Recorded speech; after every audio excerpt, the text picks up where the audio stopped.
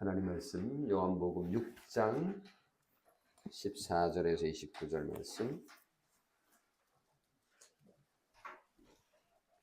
요한복음 6장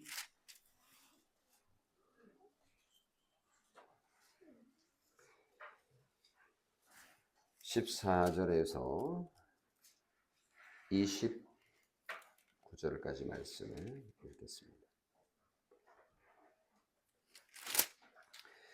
그 사람들이 예수께서 행하신 이 표적을 보고 말하되 이는 참으로 세상에 오실 그 선지자라 하더라. 그러므로 예수께서 그들이 와서 자기를 억지로 붙들어 임금으로 삼으려는 줄 아시고 다시 혼자 산으로 떠나가시니라. 저물매 제자들이 바다에 내려가서 배를 타고 바다를 건너 가버나움으로 가는데 이미 어두웠고 예수는 아직 그들에게 오시지 아니하셨더니 큰 바람이 불어 파도가 일어나더라. 제자들이 노를 저 12월이쯤 가다가 예수께서 바다 위로 걸어 배에 가까이 오심을 보고 두려워하거늘 이르시되 내니 두려워하지 말라 하신대 이에 기뻐서 배로 영접하니 배는 곧 그들이 가려던 땅에 이르렀더라. 이튿날 바다 건너편에 서 있던 무리가 배 한 척 외에 다른 배가 거기 없는 것과 또 어제 예수께서 제자들과 함께 그 배에 오르지 아니하시고 제자들만 가는 것을 보았더니 그러나 디베리아에서 배들이 주께서 축사하신 후 여럿이 떡 먹던 그곳에 가까이 왔더라. 무리가 거기에 예수도 안 계시고 제자들도 없음을 보고 곧 배들을 타고 예수를 찾으러 가버나움으로 가서 바다 건너편에서 만나 랍비여 언제 여기 오셨나이까 하니 예수께서 대답하여 이르시되 내가 진실로 진실로 너희에게 이르노니 너희가 나를 찾는 것은 표적을 본 까닭이 아니요 떡을 먹고 배부른 까닭이로다. 썩을 양식을 위하여 일하지 말고 영생하도록 있는 양식을 위하여 하라. 이 양식은 인자가 너희에게 주시니 인자는 아버지 하나님께서 인치신 자니라. 그들이 묻되 우리가 어떻게 하여야 하나님의 일을 하오리까? 예수께서 대답하여 이르시되 하나님께서 보내심 일을 믿는 것이 하나님의 일이니라 하시니. 여기까지 오늘 설교 본문입니다. 한 달에 한 번 성찬이 있고 또 성찬 설교를 지난번에 이어서 오늘 본문을 가지고 하려고 합니다. 신자는 성찬에 참여하기 위해서 어떤 일과 또 어떻게 준비를 해야 할까요? 죄를 짓지 않고 착한 일을 열심히 해야 할까요? 세상 종교는 자기가 믿는 신의 호의를 얻기 위해서 반드시 선행을 해야 합니다. 그렇게 만들어진 것이 세계의 여러 종교들이고요. 또 그런 것을 통해서 종교가 유지됩니다. 그런데 기독교에서 하나님을 위해서 행해야 할 선행, 다시 말하면 하나님이 요구하시는 일, 그건 뭘까요? 우리가 성찬에 참여하기 위해서 지난 주간 한 주간 준비해야 될 것이 있었다면 뭘까요? 사실은 일반 종교적 입장에서 볼 때는 우리가 준비할 것은 아무것도 없습니다. 하나님이 요구하시는 일은 그저 하나님께서 보내신 예수 그리스도를 믿는 것입니다. 오늘 본문을 통해서 그것을 확인해 보겠습니다. 예수님께서 사역을 처음 시작하실 때 사탄에게 시험을 받았던 장면이 여러분 기억나실 텐데요. 40일 동안 밤낮 아무것도 드시지 않았기 때문에 배가 엄청 고팠을 겁니다. 그때 사탄이 예수님에게 다가와서 이 돌들로 떡덩이가 되게 하라 라고 시험을 한 겁니다. 기억나시죠? 그때 예수님께서 뭐라고 말씀하셨죠? 기억나시죠? 예, 사람이 떡으로만 살 것이 아니요 하나님의 입으로부터 나오는 모든 말씀으로 살 것이라 하였느니라 하시니. 마태복음 4장 4절에 그렇게 기록되어 있습니다.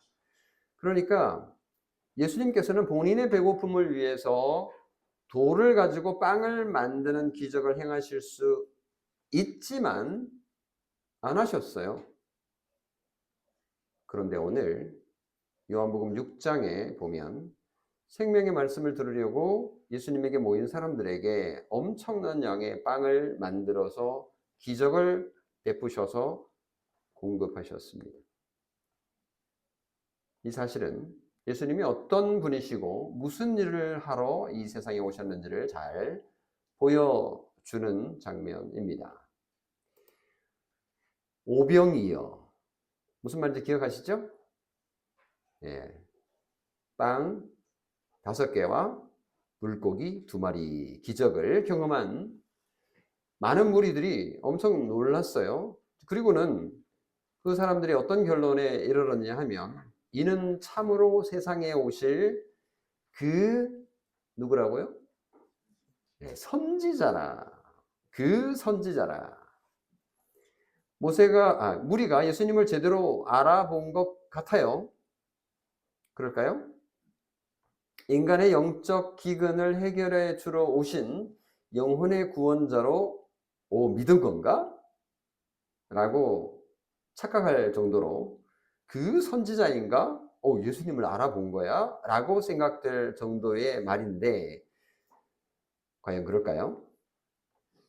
무리들이 말했던 세상에 오실 그 선지자, 이거는 구약시대 때 이스라엘 백성들이, 유대인들이 바랐던 그들의 구원자 메시아를 말하는데 이 그 선지자라는 말은 신명기 18장 15절에 기록된 모세와 같은 선지자를 너희들에게 일으킬 거다라고 말한 그 말씀을 가지고 그들이 메시아를 기다렸던 겁니다.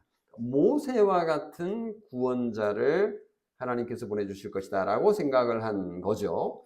그래서 유대인들이 기다리는 그 메시아는 모세처럼 노예 생활을 하고 있는 그 이집트에서 그들을 구원해 줄 자. 그러니까 예수님 당시에는 로마의 식민지로 있었기 때문에 이 유대인들을 로마의 멍에로부터 해방시켜 줄 자. 정치적인 지도자로 그들은 생각하고 있었던 거죠. 그래서 자신들의 배고픔을 해결해 주는 예수님을 보고 그 선지자구나 라고 생각하긴 했지만 예수님을 정확하게 본 것이 아니었던 거죠. 그들은 이렇게 아마 생각했을 수 있죠. 예수님이 이 정도의 마술 같은 능력을 행할 수 있는 분이라면 우리 먹거리 문제는 이제 해결된 거야. 만약 예수님을 우리가 왕으로 모시게 된다면 로마의 식민 지배를 끝낼 수 있는 건 시간 문제야. 예수님을 위해서 멋진 왕좌도 만들고 왕이 앉는 자리 있잖아요. 그리고 왕관도 우리가 돈을 모아서 만들어 드리자. 옛날 다윗 왕 시대처럼 다시 한번 멋지게 나라를 만들어 보는 거야. 다윗과 솔로몬의 영화를 되찾는 거지. 인간적인 생각입니다. 인간으로서 생각해 볼 수 있는 거죠. 정치적으로 인간의 문제를 해결할 수 있다라고 우리는 믿지 않습니까? 우리는 우리가 원하는 사람을 투표해서 대통령으로 뽑지 않습니까? 왜 그러죠? 그에게 우리가 희망을 걸기 때문입니다. 그런데 그게 가능하던가요? 물론 50보 100보의 차이가 있어서 또 좀 나은 사람이 있고 좀 못한 사람이 있고 또 악한 정치가도 있고 그런 거는 분명히 있지만 예나 지금이나 정치가 인간의 문제를 해결해 줄 수 있다라고 믿지만 조심해야 합니다. 신자도 세상의 발을 딛고 살기 때문에 정치에 관심을 당연히 가져야 되고 정치적 인간이고 교인도 마찬가지이지만 그것을 맹종하는 것은 위험합니다. 우리는 우주의 통치자이신 하나님을 믿는 자들이기 때문입니다. 그와 달리 예수님의 제자들 가운데 베드로의 경우를 한번 볼까요? 베드로가 예수님을 처음 만났을 때 여러분 어떤 장면이 기억나세요?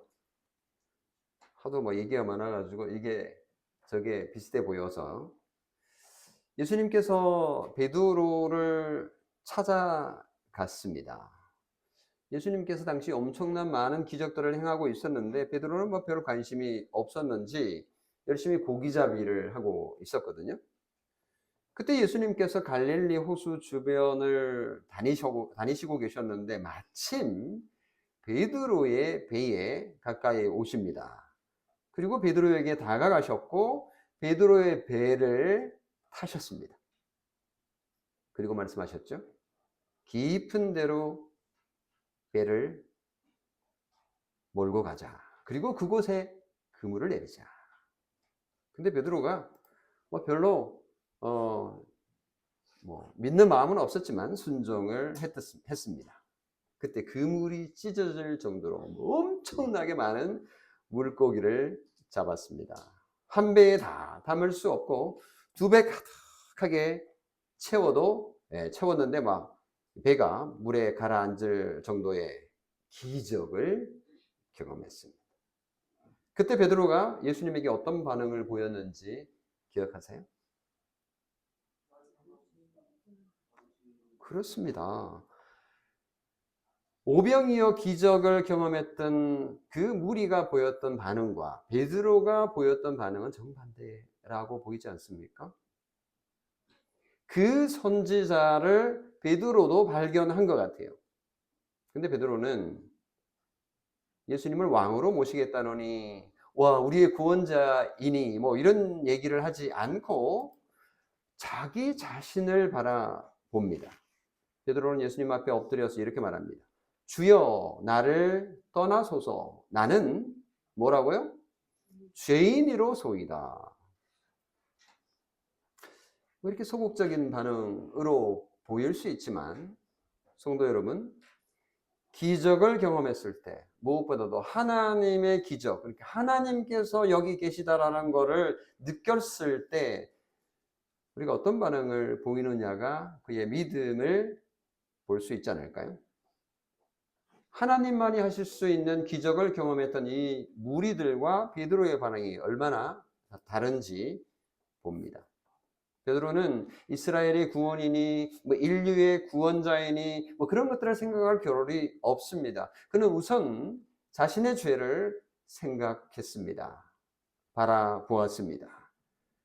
하나님을 만나는 죄인의 바른 자세가 아닐까요?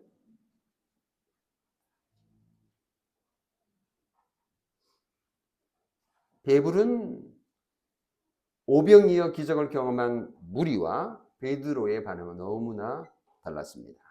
무리들은 하나님의 아들 앞에서 자기의 영적인 문제를 보지 못했습니다. 자기의 죄를 덮어두고 소위 등 따숩고 배부름에만 관심이 있었던 겁니다. 그것을 아신 예수님이 그들을 피해서 다른 곳으로 가십니다. 요한복음 6장 15절. 그러므로 예수께서 그들이 와서 자기를 억지로 붙들어 임금으로 삼으려는 줄 아시고 다시 혼자 어디로 갔어요? 산으로 떠나가셨습니다. 저녁이 되었습니다. 제자들은 배를 타고 바다를 건너 가버나움으로 갑니다. 예수님께서 먼저 가라고 했죠. 밤이 어두웠어요. 예수님은 혼자 산에 계셨습니다. 한편 제자들은 바다를 건너고 있는데 큰 폭풍이 일게 됩니다. 파도가 엄청 높이 거세게 입니다. 이 파도가 얼마나 심각하고 힘든지 경험 안 해보시는 분들은 잘 모르실 수 있는데요. 저도 뭐 바다 사람이 아니기 때문에 모르지만 배를 탄 경험들 있으신 분들은 이해할 겁니다. 멀미하고 뭐 난리 나죠. 진짜 뭐 죽는 그런 경험을 저도 해봤는데 배가 이제 난파되어서 또는 뭐 전복되어서 죽을 지경에 이르는데 그때 예수님이 바다 위로 혼자 걸어오고 계셨습니다. 이게 어떻게 그림이 그려지지가 않아요. 엄청나게 바람이 불 텐데 그 바람 사이로 길이 만들어졌나? 파도를 막 이렇게 타고 이렇게 걷지는 않으셨을 텐데. 근데 뭐 그런 상세한 거는 써놓지 않았기 때문에 어떻게 되는지 우리가 알 수 없지만 그 바다 위로 혼자 걸어오는 누군가가 있는 겁니다. 뭐 기적이죠. 그들은 유령이라고 생각했던 것 같아요. 그래서 무서웠다. 이 기록이 사복음서에 여기저기 세 군데에 기록되어 있는데 기록되어 있는 것들이 조금씩 강조점들이 차이가 나는데 뭐 그런 것들을 보면 유령인가 이렇게 생각한 거예요. 그때 예수님께서 내니 두려워 말라라고 위로해 주십니다. 그때 어떤 사건이 있었냐면 마태복음의 기록에 의하면 이때 베드로가 자기도 예수님처럼 무리를 걷고 싶어 가지고 저 좀 오라고 해주세요. 그렇게 하라고 했더니 정말로 바다 위를 베드로도 걷게 된 거예요. 근데 바람을 보고 믿음이 콩알만해져서 의심이 가득해졌고 결국은 바다로 빠져 들어갔습니다. 살려달라고 외쳤더니 예수님께서 베드로의 손을 잡고 살려주셨죠. 예수님이 배로 오르시자 바람이 다 그쳤습니다. 제자들은 심히 놀랍니다. 오병이어 기적을 조금 전에 경험한 제자들도 뭐야 이거 이렇게 놀란 거죠. 그렇게 그들은 예수님과 함께 안전하게 건너편 가버나움 땅에 도착합니다. 다음날 아침이 밝았습니다. 빵맛을 본 사람들이 다음날 예수님과 제자들이 사라진 것을 발견하고 밤사이에 가버나움으로 가셨다는 얘기를 듣고는 그들도 배를 타고 수많은 사람들이 예수님을 찾아갑니다. 대단한 열정입니다. 뭐 자기들이 배가 있는 것도 아닐 텐데 그 배를 빌려서 뭐 세내서 이렇게 갔을 거 아니에요. 정말 대단합니다. 그때 예수님께서 그들을 향해서 이렇게 말하는 장면이 26절, 27절 나오는데요. 이게 이제 오늘 말씀의 핵심인데 26절, 27절 내가 진실로 진실로 너희에게 이르노니 너희가 나를 찾는 것은 표적을 본 까닭이 아니요 떡을 먹고 배부른 까닭이로다. 썩을 양식을 위하여 일하지 말고 영생하도록 있는 양식을 위하여 하라. 이 양식은 인자가 너희에게 주리니 인자는 아버지 하나님께서 인치신 자니라. 우리가 먹고 배부른 것에만 관심이 있습니다. 물론 먹고 배부른 거 중요하죠. 의식주 문제 중요합니다. 그러나 의식주 문제로만 한평생 애쓰다가 죽는 것이 인생일까요? 그렇다면 짐승과 다를 바가 없을 겁니다. 예수님은 썩을 양식을 위하여 일하지 말고 영생하도록 있는 양식을 위하여 하라라고 명령하신 겁니다. 이 양식은 인자하신 예수님 자신이 줄 수 있는 것인데 영생하는 먹거리는 정말 예수님만이 줄 수 있다라고 선언하십니다. 양식은 열매로도 번역이 가능한데요. 열매도 먹는 거니까. 이 먹는 열매는 본래 에덴 동산에 성경에 의하면 있었어요. 그죠? 에덴 동산에 생명나무가 있었고 생명나무 열매를 마음껏 따먹을 수 있었습니다. 그런데 인간이 죄를 짓고 난 이후 에덴 동산에서 쫓겨났어요. 이제 더 이상 생명나무 열매를 먹고 싶어도 먹을 수 없게 된 거예요. 그래서 모든 인간은 죽음으로 끝납니다. 그래서 영생하도록 있는 양식을 먹을 수 없게 된 거죠. 그 반대로 모든 인간은 지옥의 고통을 자기 죄 때문에 받게 될 겁니다. 성도 여러분, 스스로 죄인이라고 고백하는 자들에게 영생하도록 있는 양식, 이건 너무 필요하지 않을까요? 이 영생하도록 있는 양식을 먹지 못한다면 우리는 죽습니다. 그래서 스스로 자기가 죄인이기 때문에 이 영생하도록 있는 양식을 먹기 위해서는 자기의 죄를 인정하고 회개해야 되는데 그렇지 않은 자들이 있는 거죠. 오늘 우리가 성찬식을 행하는데 우리 주 예수 그리스도께서 주시는 영생하는 빵과 포도주를 먹고 마실 겁니다. 이 빵과 포도주가 이 자체가 물리적으로 영생하는 어떤 영양가를 가지고 있는 것은 당연히 아니죠. 이것은 예수 그리스도께서 우리에게 주신 영생하는 양식을 상징하는 것이고 또 성령님께서 우리와 함께 하심으로 정말 믿음으로 그것이 우리에게 살이 되고 피가 되는, 실제적으로 그렇게 되는 영적인 의미가 있는 영적인 먹거리입니다. 그랬더니 사람들이 이렇게 물었어요. 28절에 그들이 묻되 우리가 어떻게 하여야 하나님의 일을 하오리까? 하나님의 일을 하고 싶은데 어떻게 하면 되겠느냐? 마치 하나님의 일에 관심이 많은 것처럼 질문합니다. 이게 하나님의 일이라는 거는 두 가지로 해석이 가능하죠. 하나님이 하시는 일로 해석할 수도 있고 하나님이 우리에게 요구하시는 일이라고도 볼 수 있는데 후자의 의미로 해석하는 것이 자연스러울 것 같아요. 왜냐하면 뒤에 나오는 말 때문에 그렇죠. 지금까지 하나님의 일을 열심히 해왔는데 우리 뭐 자격이 있는 거 아니에요? 우리가 잘하고 있는 것 같은데 하나님의 일이 뭐지요? 라고 질문한 거와 같습니다. 그때 예수님께서 29절 유명한 말씀을 하십니다. 예수께서 대답하여 이르시되 하나님께서 보내신 이를 믿는 것이 하나님의 일이니라 하시니. 놀랍습니다.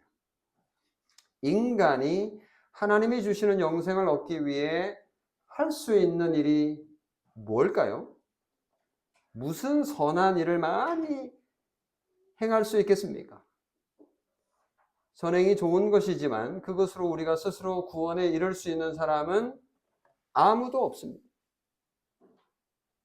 만약 그렇게 우리가 구원 얻는 길을 찾아가고 있고 또 그렇게 우리를 구원하기로 하나님께서 원하셨다면 그 누구도 구원에 이를 수 없을 겁니다.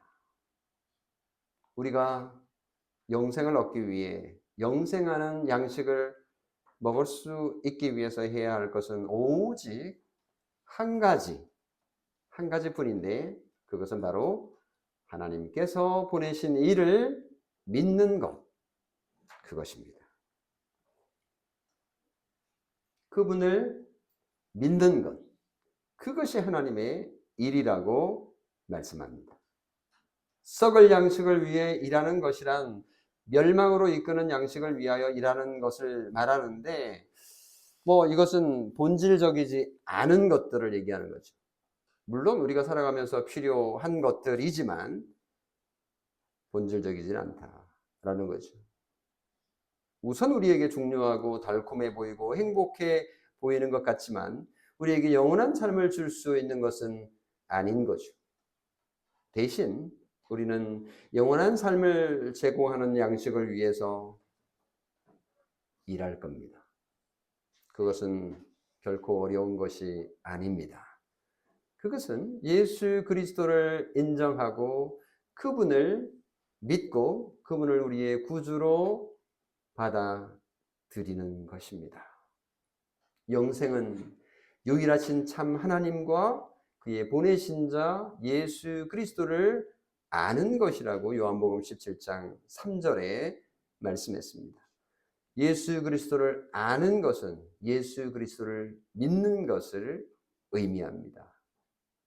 성도 여러분, 예수 그리스도를 믿으십시오.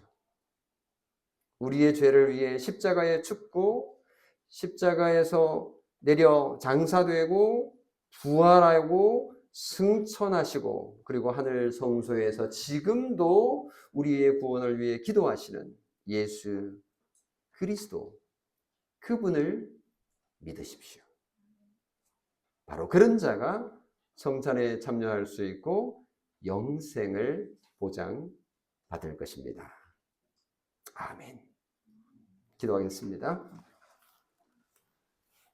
살아계신 아버지 하나님, 영생하는 양식을 우리에게 보내어 주셔서 예수 그리스도를 믿음으로 하늘이 우리에게 내려주는 복을 약속해 주시니 고맙습니다. 하나님, 그 약속을 믿음으로 우리가 지금 이 땅에서, 이 세상에서 확신하며 누릴 수 있도록 은혜를 베풀어 주시니 고맙습니다.